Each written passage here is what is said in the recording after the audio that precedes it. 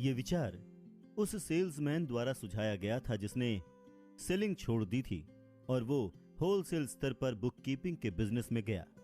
जब उसकी बेरोजगारी की समस्या के बारे में यह प्लान सुझाया गया तो उसने तुरंत कहा, मुझे विचार पसंद आया, पर मैं नहीं जानता कि इसे कैश में कैसे बदला जाए। दूसरे शब्दों में उसने शिकायत की कि बुककीपिंग का ज्ञान हासिल करने के बाद उसे यह मालूम नहीं था कि उसकी मार्केटिंग कैसे की जाए। इसीलिए उसकी एक और समस्या थी जिसे सुलझाया जाना था। एक युवा महिला टाइपिस्ट की मदद से उसने पूरी कहानी लिखी और एक बहुत ही आकर्षक पुस्तक तैयार की जिसमें बुककीपिंग के नए सिस्टम के लाभ का वर्णन किया गया था।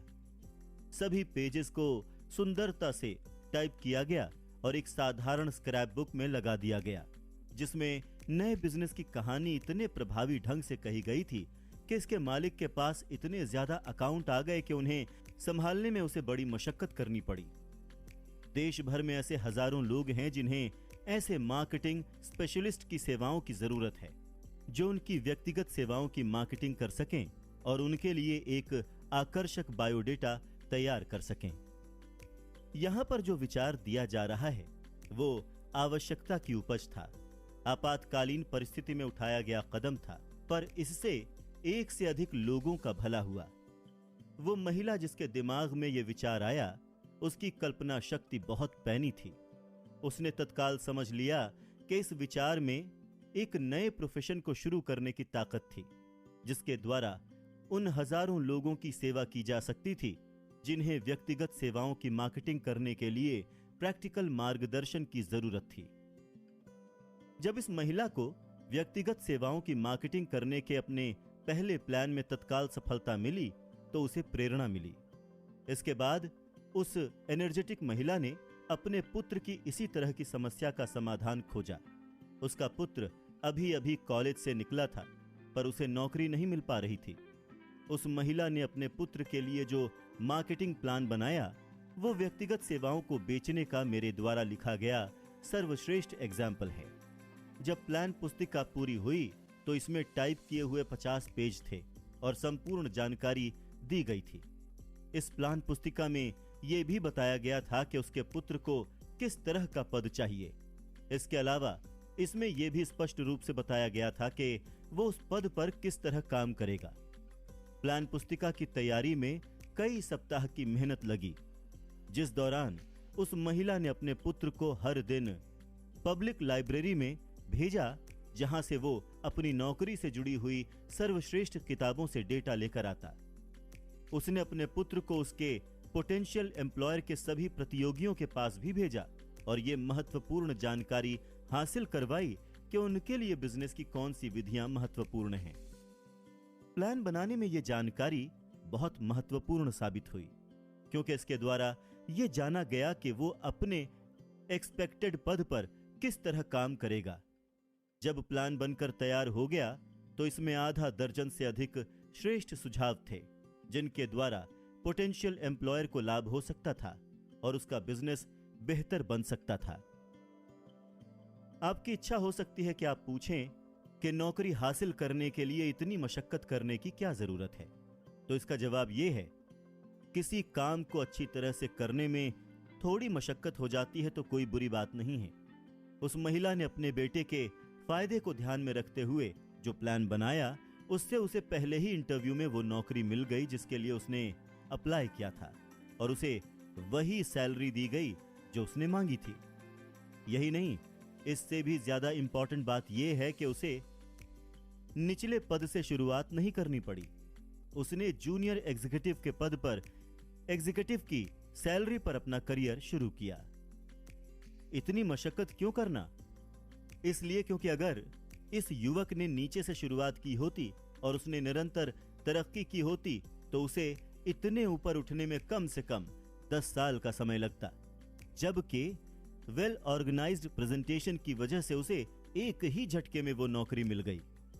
निचले स्तर से नौकरी शुरू करना और ऊपर के पदों पर निरंतर तरक्की करने का विचार हालांकि दमदार नजर आता है, पर इसमें सबसे बड़ी आपत्ति यह है कि ज्यादातर लोग नीचे से शुरुआत करते हैं और वो अपने सर को इतना ऊपर उठा ही नहीं पाते कि अवसर उन्हें देख पाए।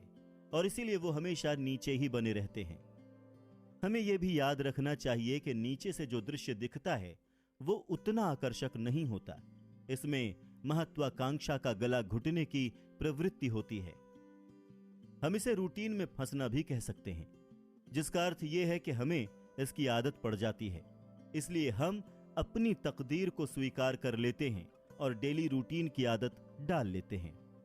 ये आदत अंततः इतनी प्रबल हो जाती है कि हम इससे बाहर निकलने की कोशिश करना ही छोड़ देते हैं। ये एक और कारण है जिसकी वजह से हमें सबसे नीचे की पायदान से 1 या 2 पायदान ऊपर से शुरुआत करनी चाहिए। ऐसा करने से आदमी ये आदत डाल लेता है ताकि वो अपने चारों तरफ देख सके कि लोग किस तरह से आगे बढ़ रहे हैं। फिर वो अवसरों को पहचान सके और उन्हें गले लगाकर बिना झिझक के आगे बढ़ सके। डैन हेल्पिन का एग्जाम्पल एक बहुत ही अच्छा एग्जाम्पल है। अपने कॉलेज के दिनों में वो प्रसिद्ध 1930 national championship Notre Dame football team के मैनेजर थे, जब ये स्वर्गीय न्यूट रोकने के निर्देशन में थी। हेल्पिन ने बड़े ही निराशाजनक समय में अपना कॉलेज पूरा किया, क्योंकि उस वक्त रिसेशन के कारण नौकरियां कम हो गई थी। इसलिए इन्वेस्टमेंट बैंकिंग और मोशन पिक्चर्स में हाथ पांव मारने के बाद उन्होंने अपने भविष्य की संभावना का पहला कदम पहचाना, कमीशन बेसिस पर बिजली के हियरिंग एड्स बेचना। लगभग 2 सालों तक उसने ये काम लगातार किया। हालांकि वो इस काम को कतई पसंद नहीं करता था और वो कभी ऊपर नहीं उठ पाया होता अगर उसने अपने असंतोष को दूर न किया होता। उसने सबसे पहले तो वो लक्ष्य बनाया कि वो अपनी कंपनी का असिस्टेंट सेल्स मैनेजर बने और उसे ये नौकरी मिल गई। ऊपर की तरफ उठाए गए इस कदम ने उसे भीड़ के इतना ऊपर उठा दिया जिससे वो अधिक बड़े अवसरों को देख पाया। इसके अलावा उसने अपने आप को इतना ऊपर उठा लिया था जहां अवसर उसे देख सकें। उसने अपने हियरिंग एड बेचने के मामले में इतना शानदार रिकॉर्ड बनाया था कि competitors company Dictograph product company के चेयरमैन आर.एम. एंड्रयूज ने यह जानना चाहा कि आखिर डैन हेल्पिन नाम का यह आदमी है कौन, जो लंबे समय से काम कर रही डिक्टोग्राफ कंपनी की सेल को इतनी कम करवा रहा है। उसने हेल्पिन को मिलने के लिए बुलाया। जब इंटरव्यू खत्म हुआ तो हेल्पिन नया सेल्स मैनेजर बन गया, जिसे अकाउंटिंग डिवीजन का चार्ज दे दिया गया था। फिर यह देखने के लिए कि युवा हेल्पिन किस मिट्टी का बना है, मिस्टर एंड्रयूज 3 महीने के लिए फ्लोरिडा चले गए और हेल्पिन को सूखे हाल पर छोड़ दिया। चाहे वो डूबे या मरे, वो डूबा नहीं। न्यूट रोकने की भावना सारी दुनिया उगते हुए सूरज को प्रणाम करती है, डूबते हुए सूरज को तो कोई देखता भी नहीं। इस थॉट ने उसे प्रेरित किया। उसने अपने काम को इतने बढ़िया ढंग से किया कि वो अपनी कंपनी का वाइस प्रेसिडेंट चुन लिया गया। ये एक ऐसा पद था जिसे अधिकांश लोग 10 साल की निष्ठा भरी मेहनत के बाद हासिल करने का गर्व अनुभव करते हैं।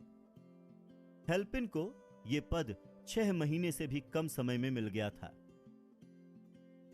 इस पूरी फिलॉसफी में मैं उस पॉइंट पर जोर देने की कोशिश कर रहा हूं कि अगर हम चाहें तो हम उन परिस्थितियों को नियंत्रित करने में सक्षम हैं जिनके द्वारा हम ऊंचे पदों पर पहुंचते हैं या नीचे ही बने रहते हैं। इस बात पर जोर देने की कोशिश कर रहा हूं कि सफलता और असफलता दोनों ही बहुत हद तक आदत का परिणाम है। मुझे जरा भी संदेह नहीं है कि अमेरिका के महानतम फुटबॉल कोच के साथ करीबी रूप से जुड़े रहने के कारण डैन हेल्पिन के मन में सर्वश्रेष्ठ बनने की प्रबल इच्छा थी, जिसने नोट्रे डेम फुटबॉल टीम को वर्ल्ड फेमस बनाया। यह सच है कि हीरो का अनुसरण एक बहुत अच्छा विचार है, बशर्ते आप विजेता का अनुसरण करें। असफलता और सफलता दोनों ही स्थितियों में बिजनेस सहयोगी महत्वपूर्ण होते हैं। इस सिद्धांत में मेरा विश्वास तब सही साबित हुआ जब मेरा पुत्र ब्लेयर डैन हेल्पिन के साथ एक पद के बारे में चर्चा कर रहा था। प्रतियोगी कंपनी उसे जितनी तनख्वाह देती, श्रीमान हेल्पिन ने उसके सामने प्रारंभ में उससे आधी तनख्वाह का प्रस्ताव रखा। मैंने अपने पुत्र पर पिता की हैसियत से भावनात्मक दबाव डाला और उसे राजी कर लिया कि वो श्रीमान हेल्पिन के साथ काम करे। मैंने ऐसा इसलिए किया क्योंकि मेरा विश्वास है कि ऐसे आदमी के साथ करीबी संबंध बनाना एक अमूल्य अनुभव है जो परिस्थितियों के साथ कभी समझौता नहीं करता। इस लाभ को धन से नहीं तोला जा सकता। अपनी स्किल्स को बढ़ाकर ऊंचाइयों पर पहुंचना सिर्फ व्यापार के लोगों तक ही सीमित नहीं है। माइकल जॉर्डन ने हर कदम पर बड़ी मेहनत की, जिसकी वजह से वो अपने युग के सबसे महान एथलीट्स में से एक बने।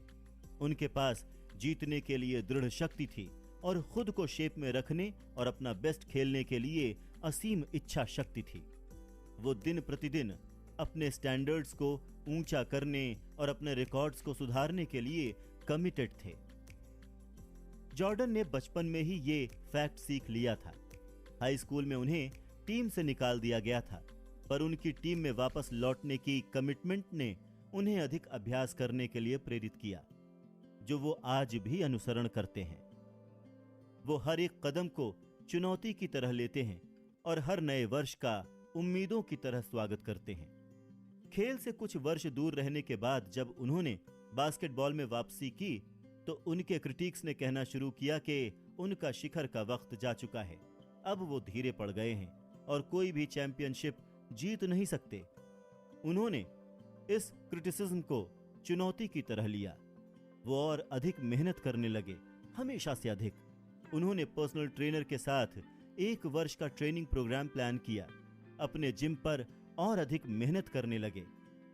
उन्होंने पाया कि जैसे जैसे हम आगे बढ़ते हैं वैसे वैसे शरीर के लक्षण हमको बताने लगते हैं कि शरीर को किस तरह से ऐसे शेप में लाया जा सकता है जिससे चैंपियनशिप लेवल पर लगातार खेला जा सके।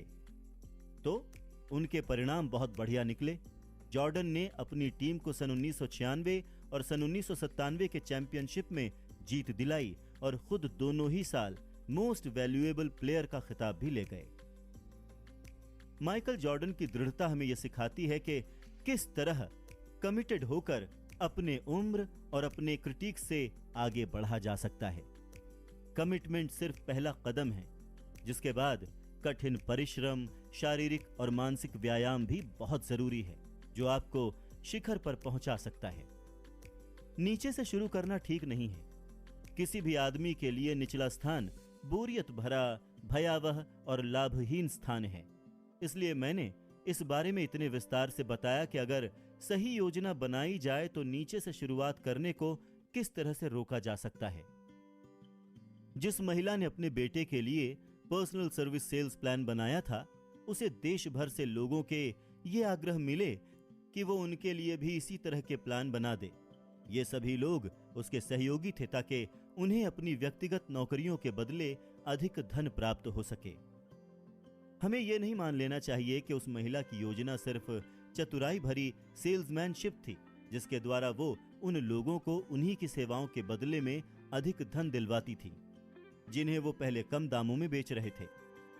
वो व्यक्तिगत सेवाओं के विक्रेता के अलावा उनके खरीदार का भी ध्यान रखती थी और इसीलिए वो इस तरह की योजना बनाती थी जिससे एम्प्लॉयर को उस अतिरिक्त धन के बदले में पूरा मूल्य मिले। अगर आपके पास कल्पना है और अगर आप अपनी व्यक्तिगत सेवाओं के बदले में अधिक लाभदायक विकल्प खोज रहे हैं तो ये सुझाव आपके लिए प्रेरक साबित हो सकता है। इस विचार से इतनी अधिक आमदनी संभव है जो औसत डॉक्टर, वकील या इंजीनियर्स को भी नहीं होती, जिन्होंने कॉलेजेस में कई साल तक अपने विषय की शिक्षा हासिल की है। दमदार विचारों की कोई निश्चित कीमत नहीं होती। सारे विचारों के पीछे एक्सपर्ट ज्ञान होता है। दुर्भाग्य से जिन लोगों के पास भरपूर मात्रा में धन नहीं होता, उनके लिए विचारों की तुलना में स्पेसिफिक ज्ञान अधिक मात्रा में होता है और अधिक आसानी से हासिल किया जा सकता है। इस सच्चाई के कारण उस आदमी की सदैव मांग रहती है और उस आदमी के सामने अथाह अवसर होते हैं जो व्यक्तिगत सेवाओं को बेचने में, लोगों की मदद करने में सक्षम है। सक्षमता का अर्थ है कल्पना, वो गन जो स्पेसिफिक ज्ञान को विचारों से जोड़ता है, एक ऐसी व्यवस्थित योजना के रूप में जिसका लक्ष्य होता है अधिक धन प्रदान करना। अगर आप में कल्पना है तो यह चैप्टर आपको एक विचार प्रदान कर सकता है जिससे आपको वो दौलत मिलना शुरू हो जाएगी जिसकी आप इच्छा रखते हैं। याद रखें, विचार बहुत ही महत्वपूर्ण है।